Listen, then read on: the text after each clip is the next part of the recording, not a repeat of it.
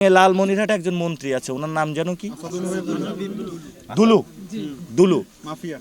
উনি একজন মাফিয়া, এই যে জনগণই বলতেছে। তো উনি যখন এখানে থাকে, ওনার দায়িত্ব এবং কর্তব্যবোধের জায়গা হলো ওনার জেলার সীমান্তবর্তী মানুষগুলোকে নিরাপদ করা। উনি কি আপনাদের দেখতে আসছে? ওনার তো দেখতে আসা, এই যে মায়ের কান্নাটা শুনতে আসার ওনার দরকার ছিল। তাহলে ওনার দেখি, আমি শহরে নেমে দেখি ওনার আতঙ্কে সব থাকে।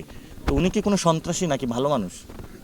আচ্ছা, কেউ কথা বলে না, মানে একটু ভালো হবে না মনে হয়। তো এখন এরা ছত্রছায়া পাচ্ছে কোথায়? এরা ছত্রছায়া পাচ্ছে হলো উপরের থেকে। এরই আমরা বারবার এগুলো বলে আসতেছি। আমরা ইনশাল্লাহ বাংলাদেশের সীমান্তকে শক্তিশালী করতে চাই। সীমান্তে আমার মানুষকে আহ্বান জানাবো, যদি আপনাদের কাউকে মারে আপনারা লাশ নিয়ে গ্রামে গ্রামে মিছিল দিবেন, বাংলাদেশের সার্বভৌমত্ব আপনারা রক্ষা করবেন। আমরা সীমান্তবর্তী এলাকায় বলেছি, এই আসনের এমপিও আসে না।